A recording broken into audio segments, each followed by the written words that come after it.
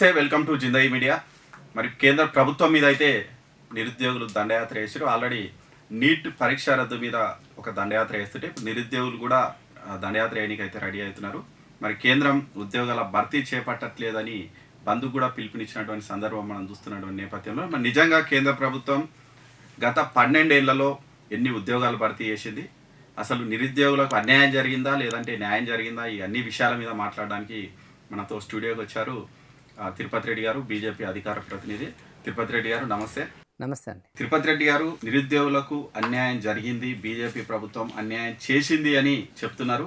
మరి ఇందులో వాస్తవం ఏంటి అనేది మీరు చెప్పాలి ఒకసారి. నిరుద్యోగుల గురించి మాట్లాడితే మొదటిగా నేను ఒక విషయం చెప్తాను. 2014లో బీజేపీ కేంద్ర ప్రభుత్వాన్ని మోడీ గారు పరిపాలన స్టార్ట్ చేసింది. 2014 దేశం మొత్తంలో పనిచేసే వారి సంఖ్య, అంటే శాలరీలు వచ్చే వారి సంఖ్య ఎంత అంటే 47,15,00,000 అండి. అంటే ప్రైవేట్ గవర్నమెంట్ మొత్తం ఆథరైజ్డ్ అన్ఆథరైజ్డ్. 2024 నాటికి 24 వరకు లెక్కలు ఉన్నాయి నా దగ్గర. 24 నాటికి 64,33,00,000 మంది వర్క్ చేస్తున్నారు. ఇందులో దేశవ్యాప్తంగా వివిధ రంగాల్లో ఆర్గనైజ్డ్ అనార్గనైజ్డ్ సెక్టార్లలో 17 కోట్ల ఉద్యోగాలు సృష్టించబడ్డాయి. అంటే ప్రైవేట్ సెక్టర్ అంటారు మీరు.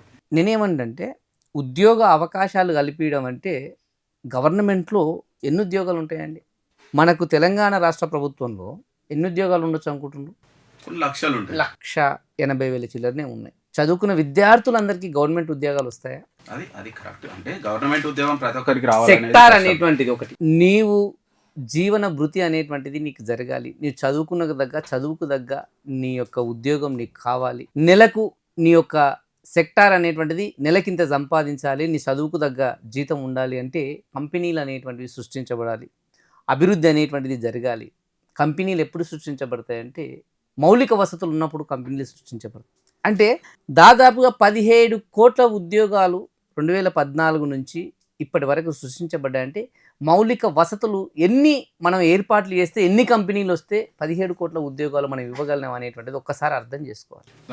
భారతదేశంలో నేషనల్ హైవేలు జరుగుతున్నటువంటిది మన తెలంగాణ రాష్ట్రంలో ఉన్నటువంటి మెట్రోలో కానీ, తెలంగాణ రాష్ట్రంలో ఉన్నటువంటి రైల్వే డిపార్ట్మెంట్లో కానీ, ఇప్పుడు రాబోతున్నటువంటి బుల్లెట్ ట్రైన్ రైళ్లకు సంబంధించినటువంటి దాంట్లో కానీ ఉద్యోగాలు సృష్టించబడుతుంది. ఇవన్నీ ఎక్కడి నుంచి వచ్చినట్టు కేంద్ర ప్రభుత్వం నుంచి వచ్చినటువంటివే. ఇంత మాట్లాడుతున్నటువంటి మన టీఆర్ఎస్ నాయకుడు నిన్న మాట్లాడాడు. బీఆర్ఎస్ నాయకులు నిన్న మాట్లాడారు. టీఆర్ఎస్ అంటే మళ్ళీ కవితకు వాళ్ళ చెల్లెలకు వంచి ఇచ్చిండు. మళ్ళీ బీఆర్ఎస్ ఈయన తీసుకుని వాళ్ళ చెల్లెలకు టీఆర్ఎస్ ఇచ్చిండు. అప్పుడు టీఆర్ఎస్ 2014-2024 మధ్యలో ఉన్నది. టీఆర్ఎస్ గురించి మాట్లాడుతున్నాను నేను. 1,60,000 ఉద్యోగాలు ఆర్గనైజ్డ్ సెక్టారు అనార్గనైజ్డ్ సెక్టార్లో మొత్తం కలిపి వాళ్ళు ఉద్యోగాలు ఇచ్చిన 10 ఏళ్లలో ఇచ్చిన ఎన్నంటే 1,60,000 అని చెప్తున్నారు. అంటే గవర్నమెంట్ జాబ్లో ఇచ్చామంటారు కదా వాళ్ళు. గవర్నమెంట్ జాబులు ఉన్నదే 180,000 మంది అండి. 180,000కు 160,000 పోలీసు వ్యవస్థ 160,000 జాబులు ఇచ్చారనేటువంటిది. అంటే అన్ని దొంగ లెక్కలు అబద్ధాలు చెప్పడం కాదు. నీవు ఎంత చెప్పినా జనాలు నీవు చేస్తున్నటువంటి దాన్ని ఒకసారి సెర్చ్ చేస్తారు గూగుల్లో. ఆర్గనైజ్డ్ సెక్టార్ ఎంత ఉంది, అనార్గనైజ్డ్ సెక్టార్ ఎంత ఉంది, నువ్వు కూలీలను ఎంత పెట్టినావు, కూలీలను కూడా అందరికి పెడితే నేనేం చేస్తాను? నేను ఇస్తున్నటువంటి డాటా అనేటువంటిది నేనేమంటున్నా సార్, ఆథరైజ్డ్కి సంబంధించినటువంటి జాబులు, ఉద్యోగాలు, నీ చదువుకు తగ్గ ఉద్యోగం చేసుకున్నటువంటి పని కోసం ఇచ్చినటువంటి జాబులు ఇవన్నీ సృష్టించబడ్డాయి. ప్రతి నిరుద్యోగి ఖచ్చితంగా గవర్నమెంట్ జాబే కావాలనుకుంటే ఏ గవర్నమెంటు ఇవ్వలేదు. తన కుటుంబ పోషణ కోసం, అభివృద్ధి జరుగుతున్న దాంట్లో కుటుంబ వివరాల కోసం, కుటుంబ పోషణ కోసం అవసరమైనటువంటి అమౌంట్ సంపాదించుకోవాలి. కాబట్టి ఆర్గనైజ్డ్ సెక్టార్లో కానీ అనార్గనైజ్డ్ సెక్టార్లో కానీ వీళ్ళు పనిచేస్తూ కుటుంబాన్ని నడుపుకోవాల్సిన అవసరం ఉంది. ఈరోజు మీరు ఇక్కడ పర్మిషన్ తీసుకొని ఒక స్టూడియో నడిపిస్తున్నారు. మీతో ఎంతో కొంతమంది 10 మంది అన్నా ఉద్యోగ అవకాశాలు కలిపిన వాళ్ళు నెలకింత ఆర్గనైజ్డ్ సెక్టారో అనార్గనైజ్డ్ సెక్టారో వాళ్ళ కుటుంబాలకు డబ్బులు పోతున్నాయి. మీకు ఈ అవకాశం కల్పించేది ప్రభుత్వమే కదండి. ప్రభుత్వం లేకపోతే ఈ అవకాశం అంటే ఏ ప్రభుత్వమైనా సరే. ఇప్పుడు ఉన్నటువంటి ఇక్కడ పరిస్థితులు ఎట్లున్నాయంటే జాబ్ అంటే గవర్నమెంట్ జాబ్, లేదంటే ఒక సాఫ్ట్వేర్ జాబ్. గవర్నమెంట్ జాబ్లు ఎన్ని వస్తాయి సార్? గవర్నమెంట్ జాబ్లు ఎన్ని వస్తాయి? ఎంతమంది కానీ ఇస్తావు ఎన్ని వస్తాయి? గవర్నమెంట్ జాబ్లు ఎన్ని ఉంటాయి? గవర్నమెంట్ జాబులు మొత్తం కొడితే ఎన్ని ఉంటాయి? కేంద్రంలో అధికారంలోకి వచ్చి 12 సంవత్సరాలు అయింది. మీరు ఎన్ని గవర్నమెంట్ జాబులు ఫిల్ చేశారు? ఇప్పుడు నిజంగా మనం చూస్తే ఆర్మీలో చాలా వరకు జాబులు ఇంకా వేకెన్సీ ఉన్నాయని చెప్తున్నారు. ప్రభుత్వ రంగ సంస్థల్లో చాలా వేకెన్సీస్ ఉన్నాయి, మోడీ గవర్నమెంట్ నింపట్లేదని చెప్తున్నారు. ఇప్పటికీ దాదాపుగా 11,84,000 జాబులు గవర్నమెంట్ జాబులు నింపి, అంటే సంవత్సరానికి 1,00,000 వచ్చినట్టే కదా దాదాపు. మిగతాయి మొత్తము కంపెనీకి సంబంధించిన కంపెనీల అభివృద్ధికి సంబంధించినటువంటి దాంట్లో వచ్చినటువంటి సెక్టార్లో ఉన్నటువంటి జాబ్. ఓకే, గవర్నమెంట్ జాబులు అవసరం ఉన్నా లేకపోయినా అందరినీ గవర్నమెంట్లోకి తీసుకుంటారంటే తీసుకునే పరిస్థితి లేదు. గవర్నమెంట్ సంస్థలు ఉంటాయి, ప్రైవేట్ సంస్థలు ఉంటాయి, అన్ని సంస్థలు అనేటువంటిది భారతదేశంలోగా ఉన్నాయి. వాళ్ళకి అవకాశాలు కల్పిస్తేనే కదా వాళ్ళు వచ్చి సంస్థలు పెట్టింది. అంటే ఉద్యోగ అవకాశాలు సృష్టించబడ్డాయి కదా. ఓకే, ఉద్యోగ అవకాశాలు సృష్టించబడ్డాయి. ఆర్గనైజ్డ్ సెక్టార్లోనే ఆ ఉద్యోగ అవకాశాలు సృష్టించబడ్డాయి. భారతదేశంలో ఉన్నటువంటి ఆర్గనైజ్డ్ సెక్టార్లో పనిచేస్తున్న వాళ్ళ సంఖ్యనే కదా 17 కోట్ల ఇంతవరకు సృష్టించబడ్డాయని చెప్తుంది. ఓకే, ఏదైనా సరే అండి, ప్రభుత్వం అనేటువంటిది నిరుద్యోగులు చాలామంది అంటారు 2 కోట్ల ఉద్యోగాలు ఇస్తున్నాడు, 2 కోట్ల ఉద్యోగాలు ఇస్తాడు. దాదాపుగా ఈ లెక్కన మనం చూసుకుంటే 12 సంవత్సరాలలో సంవత్సరానికి 1,50,00,000 వచ్చినట్లే కదా. 2 కోట్ల ఉద్యోగాలు అయితే 1,50,00,000 నయమే కదా. మరి 1,50,00,000 ఇచ్చినట్లే కదా. మీరు అన్ని రాష్ట్రాలు సహకరిస్తే ఇంకా అభివృద్ధి చెందుతుంది. అంటే అన్ని రాష్ట్రాలు ఎక్కువ మీ గవర్నమెంట్లో ఉన్నాయి. అదే సార్, ఇంకా అన్ని ఇప్పుడు చాలా రాష్ట్రాల్లో ఉన్నటువంటి దాంట్లో ఉన్నటువంటి సెక్టార్లు, రాష్ట్రాల ప్రాబల్యం ఉన్నటువంటి సెక్టార్లో కూడా ఉన్నాయి. ఈరోజు తెలంగాణ రాష్ట్రం చూసుకుంటే ప్రభుత్వానికి సంబంధించినటువంటివి చాలా కంపెనీస్ ఇక్కడ ఉన్నాయి, ప్రభుత్వ సంస్థ. అందులో పనిచేస్తున్న వాళ్ళు ఎవరు? మన తెలంగాణ బిడ్డలే కదా. తెలంగాణ బిడ్డలే కదా. అటువంటి సంస్థలకు ఎక్కడ వీళ్ళు అందులో పొత్తు పెట్టుకోవాలంటే మొన్న స్పీడ్ రైలు గురించి మాట్లాడినాం. మొన్న గొడవ జరిగింది ఒక దగ్గర, స్పీడ్ రైలు సంబంధించి బుల్లెట్ రైలు, హై స్పీడ్ రైలు గురించి గొడవ జరిగింది. వీళ్ళు ఏం చేయాలంటే భూమిని సేకరించాల్సిన బాధ్యత ఉంది.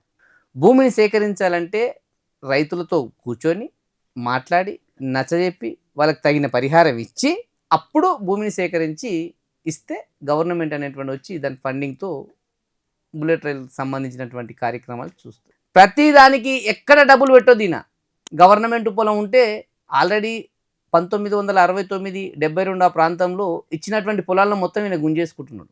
ఓకే, లేదా మంచి మంచి పొలాలు అమ్ముకుంటున్నాడు.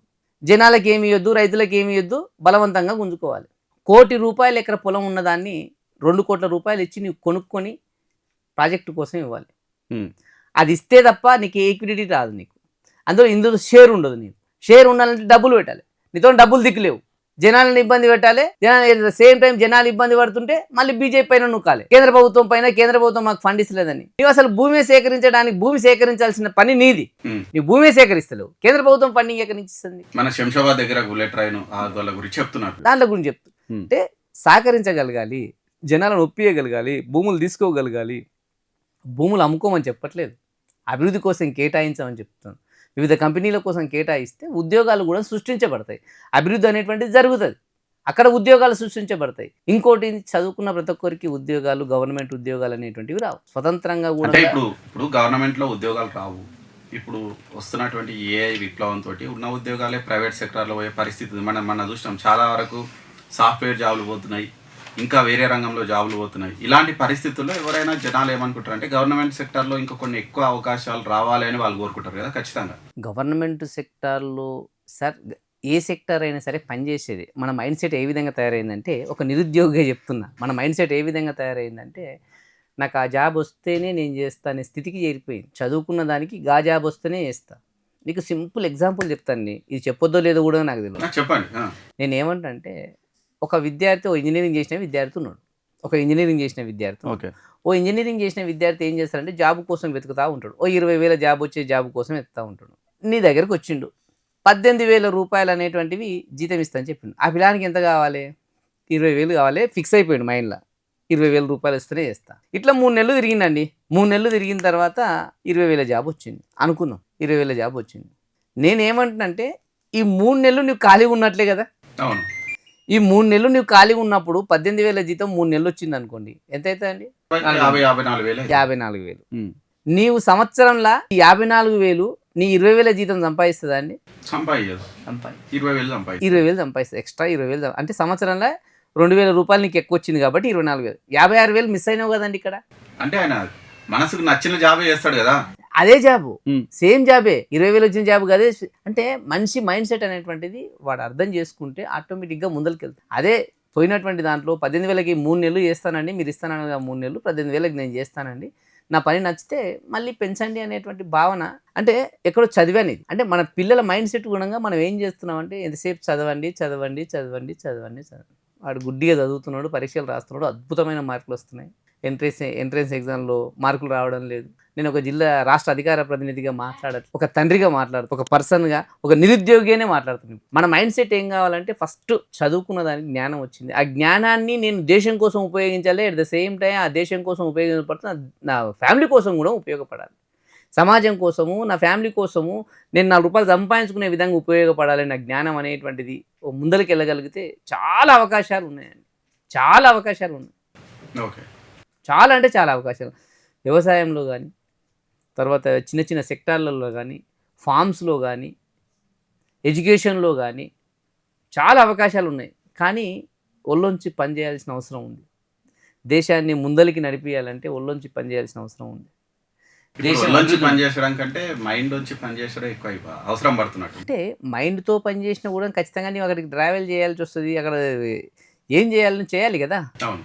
ఈ గవర్నమెంట్ జాబ్ అనేసరికి హ్యాపీగా కూర్చొని నెలకింత వస్తుంది. పొద్దుగాల 10 గంటలకు పోయి సాయంత్రం 5 గంటలకు ఇంటికి వెళ్ళొచ్చు. ఇంటికి వెళ్ళి నేను సీరియల్ చూడవచ్చు, భార్య పిల్లలతో హ్యాపీగా ఉండొచ్చు. అంటే ఆ మైండ్ సెట్ ఉండడం తప్పు కాదు. ఓకే, నువ్వు కొడితే ఆ మైండ్ సెట్ ఉండడం తప్పు కాదు. కానీ గవర్నమెంట్ కూడా గవర్నమెంట్ కేంద్ర ప్రభుత్వం కానీ రాష్ట్ర ప్రభుత్వం కానీ ప్రభుత్వం కూడా ఇయ్యలేదు కదా. వీళ్ళు వీళ్ళపైన చేస్తున్నారు తప్ప ఇంకోటి ఆప్షన్ ఏం లేదు. మోడీ గవర్నమెంట్ అయితే ఉద్యోగాల కల్పనలో విజయవంతమైందంట. 100కి 110% విజయవంతమైంది. ఇప్పుడు కూడా రాబోయే కాలంలో కూడా ఈ ఉద్యోగాల సంఖ్య పెరిగేటువంటి అవకాశం ఉంది. నేను ఇప్పుడు చెప్పిన లెక్క మొత్తము మీకు 2024 లెక్కనే చెప్తున్నాను. 2024 డాటా లేదు నా దగ్గర, అది కూడా తీసుకోగలుగుతాము. ఇప్పటికీ దీనికి సంబంధించి తెలంగాణ రాష్ట్రంలోనే దాదాపుగా 12 లక్షల కోట్ల రూపాయలు పెట్టుబడి కోసం తెచ్చినటువంటి అవకాశం ఉంది. పెట్టుబడికి పంపించినటువంటిది, దాని ద్వారా అభివృద్ధి చెందిందా తెలంగాణ రాష్ట్రం అంటే బరాబర్ అభివృద్ధి చెందింది. ఆల్రెడీ అభివృద్ధి చెందింది, ఇంకా అభివృద్ధి చెందుతుంది. కేంద్రంతో మంచిగా ఉన్నా లేకపోయినా దాని పని అది చేసుకుంటా పోతూ ఉంటుంది. కేంద్రం మాకు ఇయ్యలేదు, మేము ఇయ్యలేదు, కేంద్రం ఇస్తేనే మేము ఉంటాం, కేంద్రం ఇస్తేనే మేము చేస్తాం, కేంద్రం ఇస్తేనే మేము పైసలు ఇస్తున్నాం అంటే కేంద్రంతో నువ్వు ఎప్పుడు మేము కేంద్ర ప్రభుత్వంలో వస్తేనే మేము 6 గ్యారెంటీలు ఇస్తామని అడగలేవు. నువ్వు ఆ ముక్క చెప్పింటే ఇప్పుడు ఒప్పుకుంటుంటే నీకు వచ్చేటువంటి దాంట్లో ఖచ్చితంగా కేంద్రం ఇచ్చినా ఇయ్యకపోయినా నీవిచ్చినటువంటి హామీలతోనే నీవు కుర్చీలో కూర్చున్నావు. కాబట్టి ఆ హామీలను నెరవేర్చేంత వరకు బీజేపీ పార్టీ నిన్ను వదిలిపెట్టదని చెప్పి. అంటే మీ హామీలను ప్రశ్నిస్తారని వాళ్ళ హామీలను మీరు ప్రశ్నిస్తున్నారా? ఇట్లా మేము ఏం హామీలు ఇచ్చినాం, ఏం చేయలేదో చెప్పి అడగండి, చెప్తాం. అదే నిరుద్యోగులు మరి ధర్నా చేస్తున్నారు కదా ఆల్రెడీ. సరే వాళ్ళు నేనేమంటున్నా, వాళ్ళ నిరుద్యోగులని ఇప్పుడున్నటువంటి కొంతమంది నాయకులు కాంగ్రెస్ ఎవడు వాడేవాడో వీడో కాదు, కాంగ్రెస్ నాయకులు వాడుకుంటున్నా చెప్తున్నాను కదా. ఇక్కడ రేవంత్ రెడ్డి ప్రభుత్వం ఇవ్వలేదంటారా ఉద్యోగాలు? రేవంత్ రెడ్డి ప్రభుత్వం ఎంత ఇచ్చింది? వేసారు కదండి, కానిస్టేబుల్ పోస్టులు వేసారు, అంతకుముందు డిఎస్సీ వేసారు, ఇంకొకటి వేసారు. వాళ్ళు వచ్చిన తర్వాత చాలా వరకు ఉద్యోగాల భర్తీ జరిగాయని చెప్తున్నారు కదా. ఎన్ని లక్షలు ఇచ్చినావు? అదే చెప్పండి, మీరే చెప్పండి. డాటా అనేటువంటిది ఆయన ఇచ్చినటువంటి దాంట్లో ఆర్గనైజ్డ్ అన్ఆర్గనైజ్డ్ సెక్టర్ మొత్తంలో కలిపితేనే 67,000 ఉన్నాయి. ప్రభుత్వ ఉద్యోగాలు కాదు, ఆయన ఇచ్చిన ఉద్యోగాలు. ఆయన ఇచ్చిన దాంట్లో 67,763 ఉద్యోగాలు ఉన్నాయి. నేను చెప్తున్న డాటా కదా, గూగుల్ చెప్తున్న డాటా. ఇంకా గూగుల్ తెలియకుండా ఆయన దాపెట్టుకున్నాడు, మళ్ళీ నాకైతే తెలియదు. కొంతమంది 150,000 వచ్చా అంటారు, కొంతమంది 2 లక్షలు వచ్చా అంటారు, మళ్ళీ ఎక్కడి నుంచి వచ్చినాయి ఏడున్నాయో తెలియదు. కనీసం మంత్రులన్నా ఒకసారి డాటా తెలుసుకొని అందరు ఒకటే మాట మాట్లాడితే నిజంగా గంతే వచ్చింది అనుకుంటాం. ఒక ఆయన 1,00,000 వచ్చి అంటాడు, ఒక ఆయన 2 లక్షలు వచ్చి అంటాడు, ఒక ఆయన 2.5 లక్షలు వచ్చి అంటాడు. పాపం వాళ్ళకి సమన్వయ లోపంతో ఉన్నారు. సరిదిద్దుకుంటే ఇంకా బాగుంటుంది. వాళ్ళకి మధ్యన సఖ్యత లేదు, వాళ్ళకే ఒక క్లారిటీ లేదు, ఇంకా జనాలకి ఏం క్లారిటీ ఇస్తారనేటువంటిది ఒకటి. ఓకే, అది కేంద్ర ప్రభుత్వం ఉద్యోగాల కల్పనలో అసలు వెనుకబడలేదు. దాదాపు 12 ఏళ్ల కాలంలో దాదాపు 17 కోట్లకు పైగా ఉద్యోగాలు ఇచ్చినామని చెప్తున్నారు. మరి అందరూ గవర్నమెంట్ జాబులు ఇవ్వడం అనేది సాధ్యం కాదు. ఉద్యోగాల కల్పనలో మేము ఖచ్చితంగా విజయవంతమైనాం. ఎంతవరకు గవర్నమెంట్ జాబులు ఉన్నాయో అవన్నీ కూడా భర్తీ చేసినామని చెప్తున్నారు తిరుపతి రెడ్డి గారు. థ్యాంక్ యూ తిరుపతి రెడ్డి గారు. నమస్తే.